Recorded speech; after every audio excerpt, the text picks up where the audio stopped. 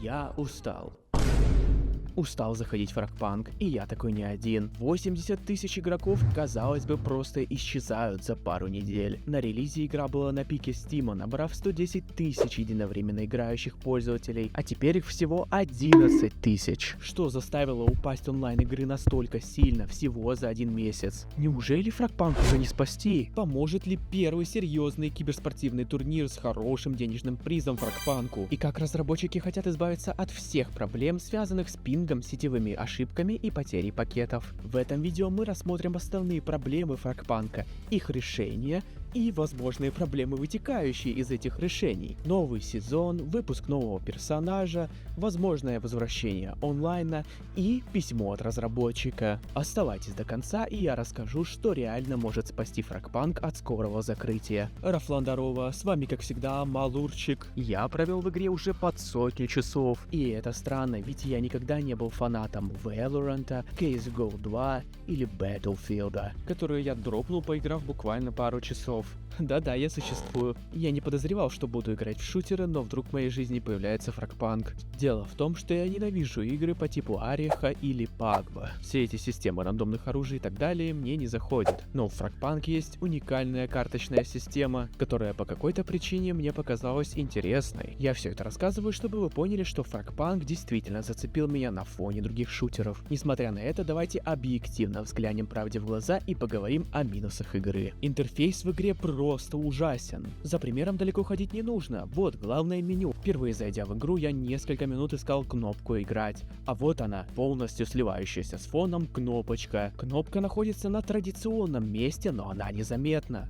Да, я понимаю, стилизация, все дела, но дальнейший интерфейс также запутан. Всякие кучи кнопок, непонятно что, где и как находится. Игра попросту слишком перенасыщена всяческим визуальным контентом, который никак не относится к геймплею. Это отталкивает игроков, они хотят играть, а не разбираться в сложном меню. Во время того, как я монтировал это видео, вышло официальное письмо от разработчика игры. Оно очень длинное, но уже сейчас опровергает некоторые факты, которые я рассказал в этом ролике. Например, что в связи с просьбами игроков интерфейс будет улучшен и полностью переработан. Я хотел упомянуть один из минусов игры, то что у меня не разблокированы все карты, хотя я провел в игре уже больше 100 часов. Они уже это изменили, и теперь доступны абсолютно все карты. С самого старта игры. Пока что игры нет на консоли, как и помощи в прицеливании с геймпада. Да, оказывается, такие люди существуют, которые играют на ПК с джойстика, и они жалуются на эту, как по мне, совсем незначительную проблему. Типа, да, это ужасно, но на успех игры это сильно не повлияет. В Frogpunk нет слишком слабых персонажей, есть только сильные и очень сильные. Естественно, в зависимости от ситуации и рейтинга,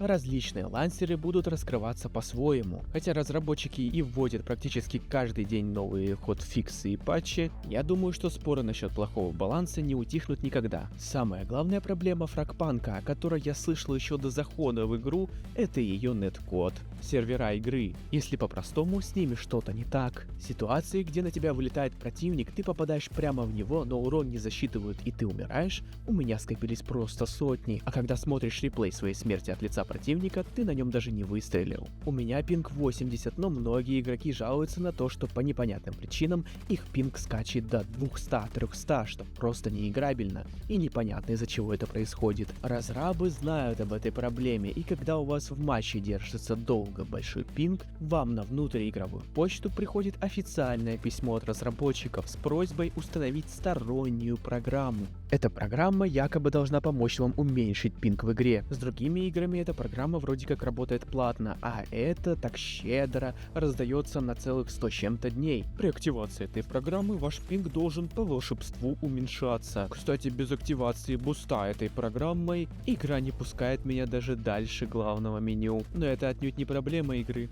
Просто сервера Frogpunk как кот, который стремится к моей манящей луне, но всегда обречен терять путь и не дойти до нее. Но ему повезло, ведь эта программа магически связывает кота с луной с помощью невидимых нитей мироздания. Благодаря этому они могут общаться друг с другом телепатически. Но опустим мои метафоры, спрячьте кошелек, ведь нас ждет монетизация. Казалось бы, тут просто скины, которые не могут влиять на геймплей, а значит можно просто игнорировать монетизацию. Но когда ты попадаешь в меню после матча, тебя встречает это. Валюта валюта для боевого пропуска, валюта для покупки персонажей, клубная валюта, рейтинговая, лягушачья валюта. И этот список просто огромен. В меню Frogpunk это совершенно другая игра. Во всех валютах нужно разбираться, и как будто бы для каждой из них нужен свой отдельный гайд. Сейчас объясню. Вот, допустим, вы соблазнились на какой-то скинчик, донатите на него, но затем понимаете, что лучше бы вы задонатили на боевой пропуск, тогда этот скинчик бы вам выдался, плюс еще куча других наград. Но потом, о боже, вы замечаете платную ежемесячную подписку, и лучше бы вы задонатили на нее, потому что она открывает доступ к этому боевому пропуску, который открывает доступ к вашему скину,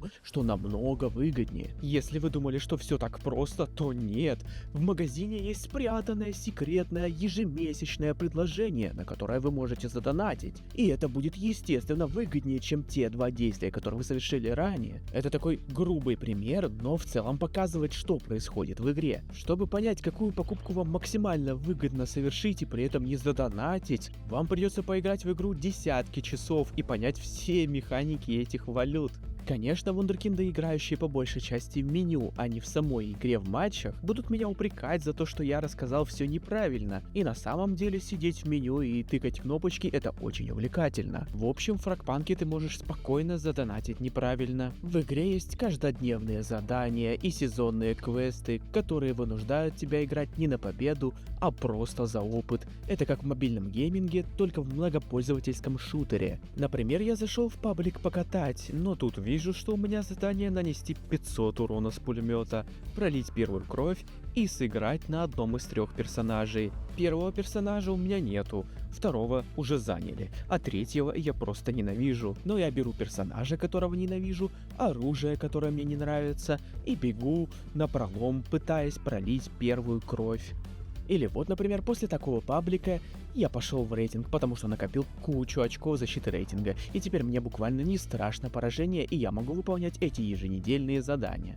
Я играю, затем вижу еженедельное задание нанести урон со снайперки. Я ужасный снайпер, и поэтому для победы я могу взять автомат. Но нет, ради своего задания я беру эту снайперку и умираю, не попав в противника. Мы проиграли, но я получил совсем незначительное понижение в рейтинге. Более того, я получил награду за еженедельное задание, а значит теперь я могу просто выйти из игры, ведь свою порцию удовольствия я получил. Такой пример, конечно, утрированный, но в конечном итоге еженедельные задания порой создают такие ситуации. Вы не поймите неправильно, я не просто хейчу какую-то механику. Я думаю, что сама концепция того, что я не зашел в игру 12 часов и чувствую упущенные награды, кажется мне какой-то странной. Микрочелик, который собирает для тебя валюту, ежедневные, еженедельные, ежесезонные подарки. Ладно, думаю, мысль вы поняли. Давайте перейдем уже к хорошему. Консольный релиз, новый сезон, выпуск нового персонажа, возможное возвращение онлайна и письмо от разработчика. А вот и надежда. В следующем сезоне обещают добавить нового персонажа, который реально может поднять онлайн и вернуть фанатов. Но вот подвох, как только он появится, каждый, кто вернется в игру, захочет попробовать его, и кто-то из твоей команды может пикнуть его быстрее, чем это сделаешь ты. То есть представь ситуацию, например, этот герой будет супер-мега уникальным, он будет новой редкости и стоит даже дороже, чем остальные, у него супер-мега уникальные механики. На бумаге-то все отлично, но когда ты лично накопил сумму, купил этого героя, зашел в катку, пытаешься его пикнуть, а его взяли раньше, чем ты это сделал. В итоге все твое настроение испорчено, а деньги, получается, потрачены зря. И тут несколько вариантов. Либо ты ливаешь с катки, подгорая, что я осуждаю, либо ждешь, пока эта катка закончится, либо просишь, умоляешь на коленях твоего союзника отдать тебе этого героя, ну либо разработчики придумают какой-то гениальный вариант по типу отдельного режима, в котором ты сможешь наиграться на этом герое. Скоро, а именно 29 апреля, игра выходит на консоли. Она могла выйти и раньше, но разработчики, по-видимому, решили ее дополировать, за что им респект. Вообще, разработчики делают разные фиксы и обновления почти каждый день. Они очень хорошо относятся к фидбэку игроков. Иногда кажется, что даже слишком хорошо. Недавно они запускали конкурс, в котором позволили игрокам высказывать идеи для новых карточек, которые потом будут внедрены в игру уже в следующем сезоне. Это очень хороший подход, так как игроки получат награды за идеи, и разработчикам даже придумывать идею самостоятельно не нужно. Все, что требуется, это лишь нарисовать саму карточку и реализовать ее в игре. Конечно, некоторые могут подумать, что это делается из-за лени, что если разработчики сделают то, что предложили игроки, а при снижении онлайна просто забьют на игру. И я думаю, что разработчики так не поступят. Это подтверждает и сегодняшнее письмо, которое я увидел во время монтажа этого ролика. Сегодня 12 апреля, и вот письмо от некого Ксина. Он представился игровым продюсером. Если коротко, он рассказал, что они работают над улучшениями геймплея, такими как спринт, улучшенные звуковые эффекты и логика прицеливания, которая будет лучше учитывать ваш пинг. Также он написал много всего про новый сезон, который обещает быть очень крутым. Персонаж, новый фрагмент карты, новые режимы, а также обычная новая карта, ну то есть на которой вы играете, а не фрагмент. Еще из важного произойдет сброс рейтинга. Ну и также, как я уже говорил, теперь все фрагмент карты разблокированы с самого начала. Он рассказал, когда именно добавят карты, предложенные игроками в игру, анонсировал крупнейший ивент на $150 тысяч. Ну и также он добавил что-то от себя, типа я люблю эту игру и там хочу ее видеть на киберспортивной дисциплине или типа того. Я скажу вам так, падение онлайна это нормальное явление для старта такой крупной игры. Разрабы уже работают над исправлением большинства спорных вопросов, а новый персонаж и выход игры на консоли с последующим кроссплатформенным геймплеем помогут увеличить онлайн в разы. А как вы думаете, что ждет Frogpunk в будущем? Прирост онлайна и развитие киберспорта или тотальный провал? Пишите свои мысли в комментариях, ведь я читаю их все, и быть может именно ваш попадет в следующий ролик. А вот собственно то видео, из которого я взял этот комментарий. Если не видели, посмотрите. Там есть куча фишек по Frogpunk, которые вы не знаете.